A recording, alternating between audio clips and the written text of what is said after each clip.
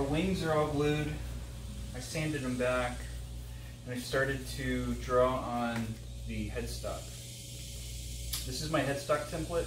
It's not perfect. Usually, I mean, I end up shaping this thing by hand on a spindle sander anyway. What's really important is where these machine head holes go. You have to really get the best between, you know, how far in do they need to go and what sort of spacing do you want between the strings and stuff. But I like to go ahead and cut out the headstock first, because drilling holes before you cut the actual dimensions of the thing is just silly. So I'm going to cut this out, and we'll probably get to carving the neck today. I still haven't cut the through holes on this. I want to wait and sand this body down. So I'm going to just focus on the neck for right now. So let me cut out this headstock.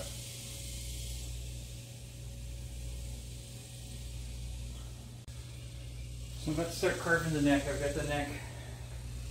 I put a 2x4 in my vise. I put a towel over it to protect the frets.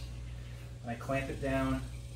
And you know, I'm going to start just taking off material from the sides with this rasp. The rasp is really sharp, so I like to wear gloves. You get a better grip on it too. I've also had a chance to cut the holes for the string through bridge. The bridge will sit here. Strings are going to go through these holes, and so now what I need to do is figure out what size bit I need to put these ferrules in place, and it's going to be they're going to be really close together. This is going to be very tight, so hopefully it'll look okay. I really wish I had a bigger drill press. It'll look fine.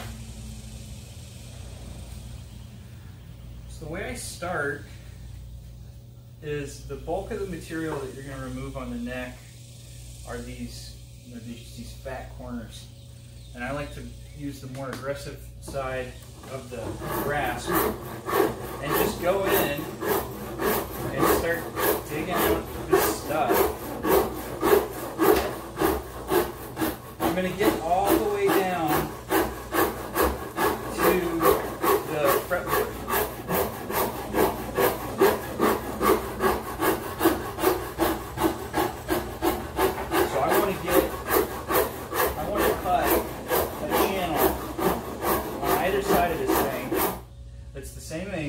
And that's how I maintain, you know, level. I'll also pull out a leveling block here. Once I start to get a lot closer, we'll sand it with a leveling block. But for now, I really just need to get rid of all of this stuff. And sometimes I come in here with a chisel and just like hammer it out.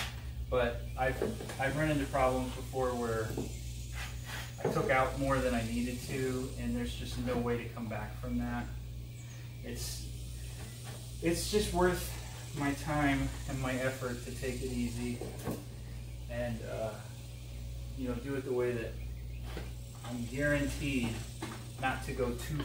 The process doesn't take so long that you can't step back from it and fix any mistakes.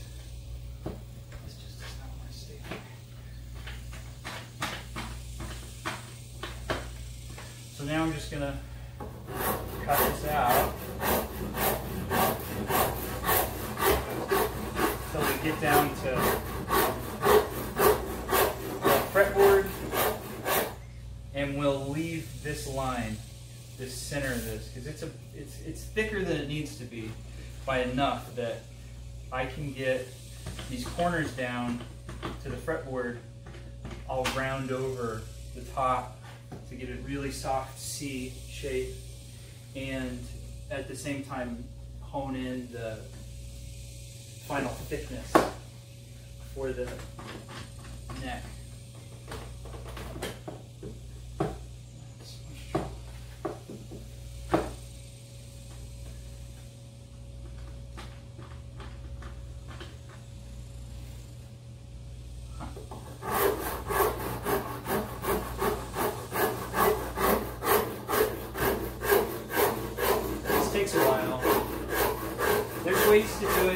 flap this on a sander.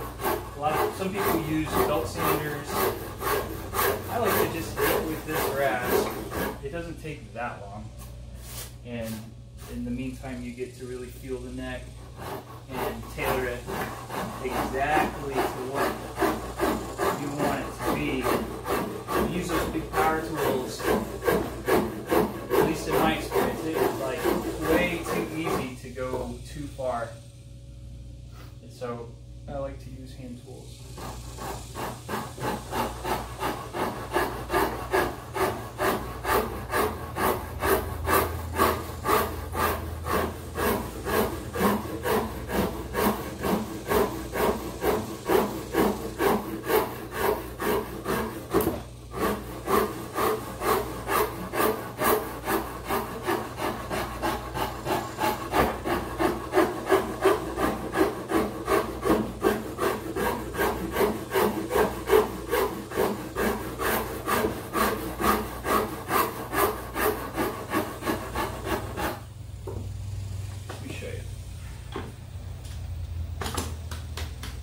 See how I'm starting to form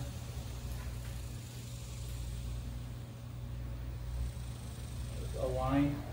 Well, I'm going to bring that line all the way to the fretboard, and then bring the same line on the other side all the way to the fretboard, and then we'll finalize it by bringing the center down.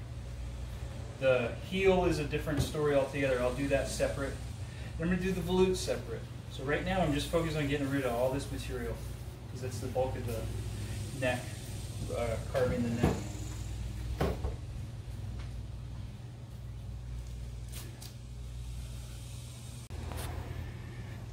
So I've got both sides down to the fretboard.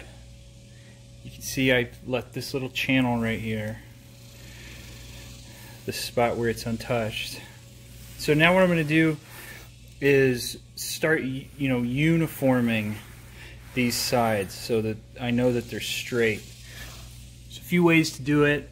You can, the way I like to do it is eyeball it with a light back source.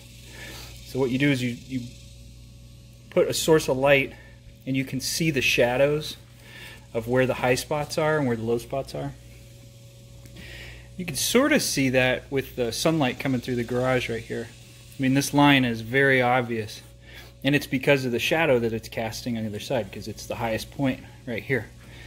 So you just sort of use that principle and turn the neck so that the light is hitting it at different angles, and then you can uniform the sides that way until you get a really straight shadow. And that's probably what I'll do right now. But it's coming together good. I just need some more elbow grease, and hopefully I'll get the neck close to done today. I could start, I've got to figure out how I'm going to thickness this piece for the pick guard. And I think I'm going to use my thickness sander, because I can get most of it on either side and it'll just be fat in the middle, and then I'll use the sides as a guide to cut down the middle. Whew. So let me get back to it. Man, carving a neck, where's you got? You can see it's starting to look like a guitar neck now. I've got the very roughed out contours, and this is the first time I'm going to grab it and make sure it's still a little fat, but it feels comfortable. This neck is a little bit thinner than my last few builds, just a little bit thinner in the taper, but it feels really good so far. I'm gonna have to clamp it back in and just keep going at it. It's pretty straight.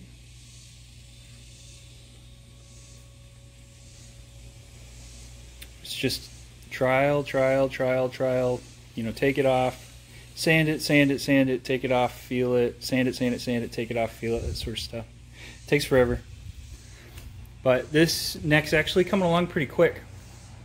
You can see that as you start to carve, the volute forms itself if you've got the wood cut correctly. I'll come back you know, with some sanders, and I'll give this a lot more attention and it'll look real pretty once I'm done.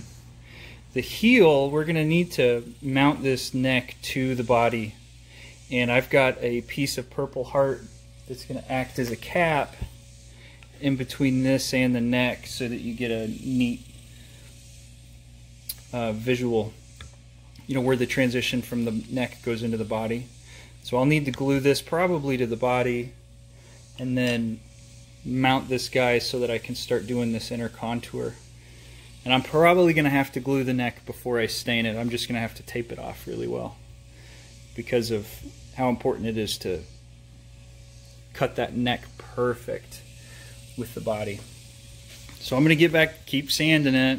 Hopefully we'll be at a point where it looks about done here in a couple of minutes. So right now I'm carving the heel. The way I carve the heel, because this radius of this curve is so tight, it's really hard to get in there with, say, a flat rasp, or even a curved rasp doesn't do as much. So I actually just put one of these guys on my drill and slowly come in here, and that's how I carve this portion of the neck. I'm also going to use this method to carve out the volute. So I have to take it off of these clamps to do that. But the neck is coming along. It's not, I haven't trued it straight with a sanding block yet. And what I actually use is the radius block for the neck radius, the fretboard radius rather. That's what I use to, I just take the radius block and make sure it's, you know, uniform and that the line is straight.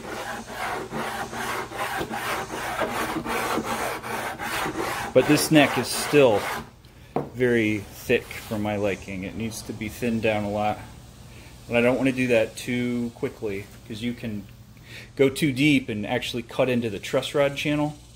So periodically I like to give it a nice push just to make sure there's enough meat in there.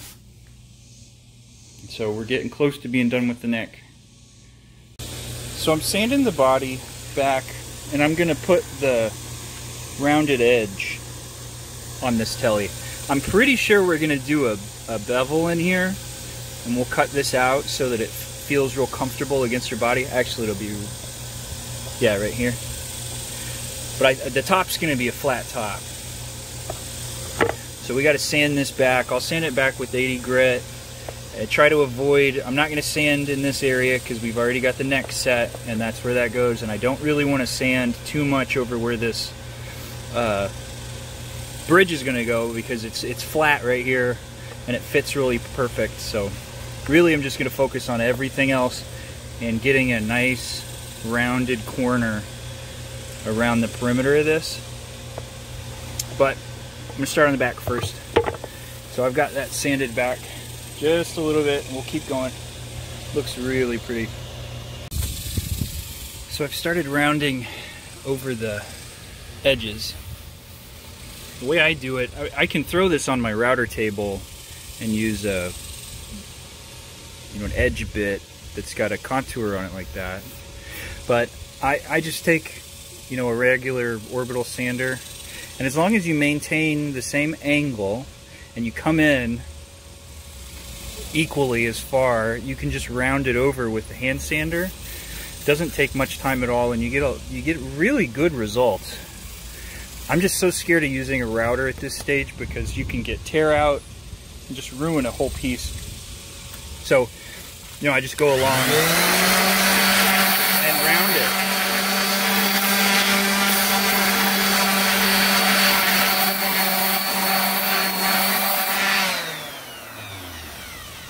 You get a, you know, nice rounded edge. I think we're going to do a bevel, so I'm going to hold off on doing any more and just get back to cleaning up the top and put, you know, our edge around so that we can build our pick guard a little easier. I'm getting closer to having a finished neck. It's still really rough. I'm just now moving to the point where I'm going to start using sandpaper instead of rasps and files. I've got it down to 0.9 inches here, It feels a little thick for me, so I'll use a heavier grit sandpaper and bring it down. Probably a 60 grit, but it's real straight. It feels good. I just need to thin it out a little bit more. And then I'll start focusing on this. What I've also started doing is shaping the arm bevel on the back side of the guitar. And I do that with these cute little violin files and rasp. Right now I'm at the real rough stage, and so I'll rasp most of this. The way I accomplish it is I go down to a certain depth, make a line, and I've gotten to the point where I don't even make a line anymore. It's pretty easy to just see it. And then I'll remove a lot of material with this guy. These things are incredibly, I don't have it set up right now, but they pull off these really fine shavings, and they really dig in. See, here's some shavings from earlier. And so I can get a nice contour on the inside. What Fender does is they actually use a bandsaw and they just cut out at a certain angle. I like to use this because you get more of a curve and it feels really comfortable against your body. So I'm just going to start sanding away until I get to a thickness that I'm really comfortable with, and then I know that the neck is dead straight. And on the underside, when I carve out the back of a neck, remember my necks are going to sit away from the player a little bit, and I like the underside of the neck to have a sharper angle than the back side. I don't like it to be perfectly symmetrical. I like for it to have a lean in, and again, that's so that when you put your hand on the guitar, the guitar, depending on where you're at, if I say I'm down here playing open chords, see how I've got a lot of meat from my palm right there? But as I come up here, if I'm playing a chord, most part, you're going to really be using this part of your hand. And so I like to take away more material there and leave more material. It's more rounded at this end, and then as you come down here, it starts to favor that sort of thing. So, fatter, and then fatter on this side, taper it down until you get down here to the neck where it meets the body, and that's actually going to taper a lot. And it'll almost disappear. It will disappear into the body, but it's going to be a really hard curve on this side. And so that's sort of what I do. But right now I need to get it uniform, and then I'll start fine-tuning it. And it's not something you can even really see, to be honest. It's such a minor bevel, but when it's there, you feel it. And my guitars are incredibly comfortable to hold and play. It's like they just fit, So let me start sanding this. So I just sort of wanted to show this neck is getting close. This is 60 grit. This is my, my radius block from earlier. And I'm just going along the neck and spinning it and watching for all of the tool marks from my files to go away slowly. And if they're not going away, that means they're in a low spot. And if you do it right, they should uniformly go away together. But you'll have some low spots, and the beauty of having this radius block is it's curved. And so it's causing the whole surface to cohese with itself. It's uniforming it really well. Better than having a flat bottom block. But this is just 60 grit, and I've only been doing this for about 5 minutes, and it's really starting to turn into a guitar neck. It's got a lot of really neat figure in it. In fact, one thing I do like to do as I'm sanding is get the grain all wet. It helps get rid of tool marks. it really helps just get the wood in its best condition before you get to the point of staining it. And it gives you a chance to look at it. See how much, that's got some really neat figure. I love how the maple and the purple hearts stand out against each other, especially with a figured piece like this. And so right now the grains are all swollen.